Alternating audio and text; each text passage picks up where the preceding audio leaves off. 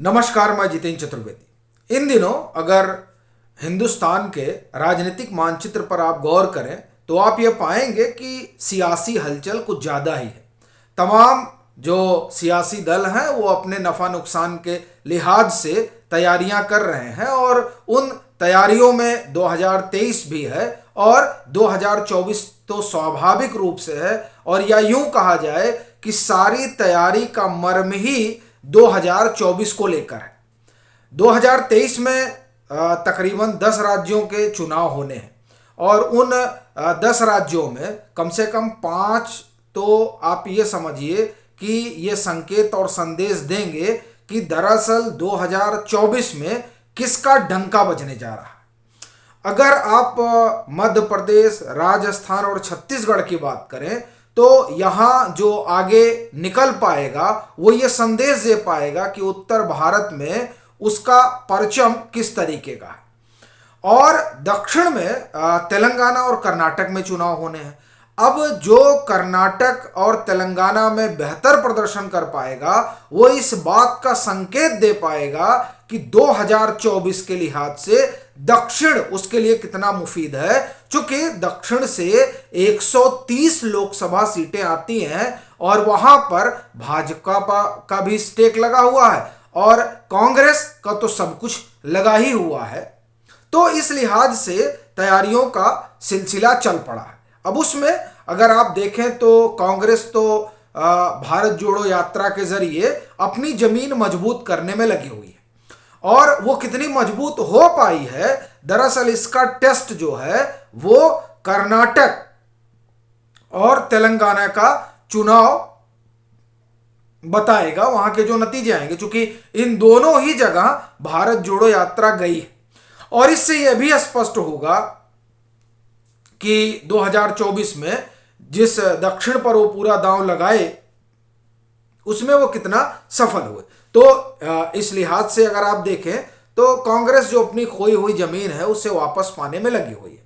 दूसरी ओर देखिए तो नीतीश कुमार जो महागठबंधन का हिस्सा है और माना जा रहा है कि वो विपक्ष को एकजुट करने की मुहिम में लगे हुए हैं, इस आशा में कि अगर राहुल गांधी ने कह दिया कि नहीं, हम नहीं नीतीश जी चेहरा होंगे यूपीए का या महागठबंधन का, तब क्या होगा।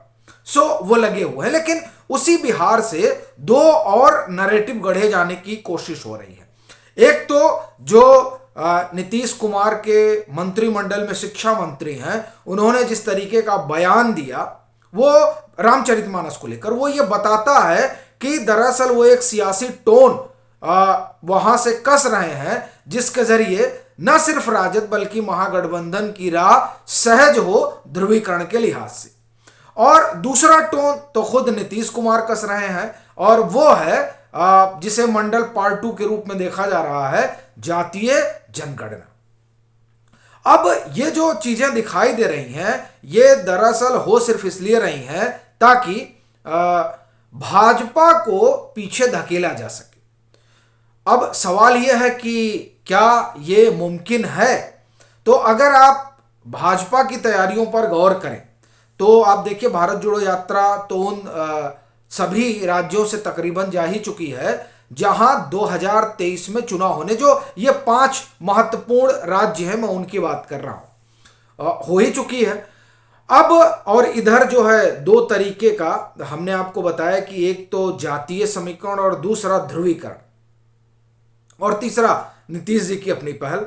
अब उस संदर्भ में अगर आप भाजपा की तैयारी को देखें तो ऐसा लगता है कि भाजपा ने पानी फेर दिया उन सभी कवायद चल रही है विपक्ष की उस पर। सवाल यह है कैसे।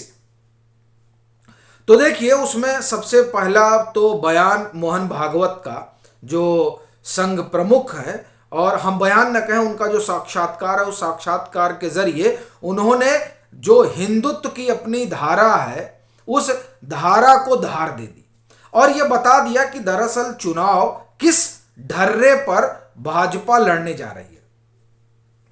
और इसका एक संकेत तो खुद गृह मंत्री अमित शाह ने भी दिया जब वो उन्होंने कहा कि साहब 1 जनवरी से तैयार रहिए राम मंदिर के लिए, मतलब बन के तैयार हो जाएगा, दर्शन के लिए आप तैयार रहिए।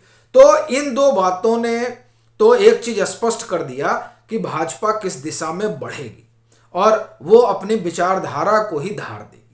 दूसरी चीज, जो उनकी उस विचारधारा को काउंटर करने के लिए जो एक चीज गढ़ी गई, वो है मंडल पार्ट 2, जिसे जातीय जनगणना कहा जा रहा है। उसको अगर आप देखें तो उसे भाजपा कम से कम जब से नरेंद्र मोदी का उभार हुआ तब से तो साफ तौर पर काउंटर करती हुई दिखाई दे रही है। और यहां काउंटर करने का अपना तात्पर्य सिर्फ इतना भर है कि जिस सामाजिक संतुलन की वो बात कर रहे हैं और सोशल इंजीनियरिंग की बात कर रहे हैं, दरअसल उसे भाजपा अपने संगठन के स्तर पर लागू किए हुए है। और उस लागू किए हुए में आप देखिए कि जो सबसे बड़ा चेहरा है सरकार का, वो चाहे प्रथम नागरिक हो और चाहे प्रधानमंत्री हो या फिर भाजपा शासित तमाम राज्यों के मुख्यमंत्री हो या फिर भाजपा संगठन के भीतर तमाम संगठन पदाधिकारी हो, ये जो सारी चीजें हैं वो एक ही तरफ इशारा कर रही हैं, वो ये कि जिस जातीय जनगणना के जरिए विपक्ष अपनी सियासत को धार देना चाहता है, दरअसल उस जातीय असंतुलन को, जिसे कहा जाता है कि नहीं साहब देखिए ये पिछड़े हैं तो इनको जो है उचित प्रतिनिधित्व नहीं मिला, तो उसमें भाजपा एक कदम आगे चली गई और वो उन बिरादरियों से इतर जाकर राजनीतिक प्रतिनिधित्व दे रही है जो जिन बिरादरियों को लेकर तमाम दल, जैसे समाजवादी पार्टी है, राजद है, खुद जदयू है, ये तमाम दल जो हैं ये बने तो समाजवाद के लिए और सामाजिक संतुलन स्थापित करने के लिए जातीय मसलों पर। लेकिन हुआ क्या कि ये पार्टियां बनी जाति के आधार पर और समाजवाद के आधार पर, लेकिन एक जात विशेष की बनकर रह गई। तो वो जो एक असंतुलन पैदा हुआ, उस असंतुलन को तो कायदे से भाजपा ने भरा और ये बड़ा प्लस पॉइंट रहा अगर आप भाजपा के लिहाज से देखें। यही वजह है कि तमाम जो सेफोलॉजिस्ट हैं और जो पॉलिटिकल एनालिस्ट हैं वो ये मानते हैं कि ये जो दांव चला गया है मंडल पार्ट 2 का, ये मंडल पार्ट 2 उतना कामयाब नहीं हो पाएगा। उसकी दो वजह है।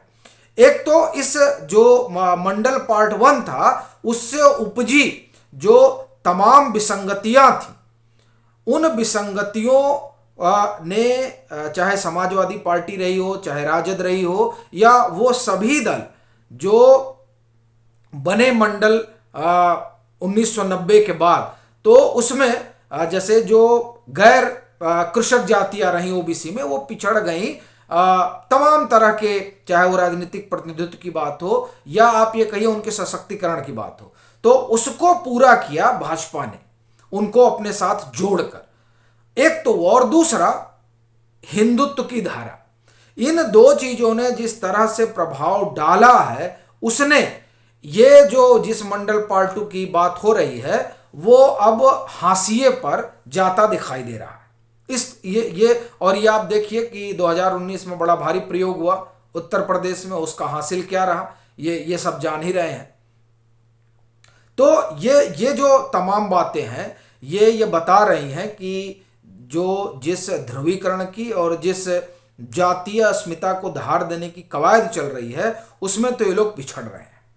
दूसरा, भाजपा यूटोपिया में रहने वाली पार्टी नहीं है, वो 24/7 काम करती है। तो उसने उन इलाकों को चिन्हित कर लिया है जहां उन्हें अपना पैर पसारना, और ऐसी 200 सीटें हैं जिन पर वो पिछले 1 साल से काम कर रहे हैं, जहां उनको अपनी मजबूत उपस्थिति दर्ज करानी है। दूसरा, दक्षिण के 60 सीटों पर उन्होंने अपना फोकस कर रखा है कि यहां से हमें 130 में से 60 लेकर आनी है। तो इस तरीके से अगर आप देखें तो दरअसल भाजपा 350 प्लस की योजना में लगी हुई है। तो ऐसी स्थिति में ये जो कवायद है तमाम सियासी दलों की जो विपक्ष में बैठे हैं, वो लगता है कि इस भाजपा की रणनीति की वजह से औंधे मुंह गिर जाएगी। अभी के लिए फिलहाल इतना ही। अगर आप मतांतर से नहीं जुड़े हैं तो जुड़िए, वीडियो को लाइक कीजिए, शेयर कीजिए और अपने सुझाव जरूर साझा कीजिए।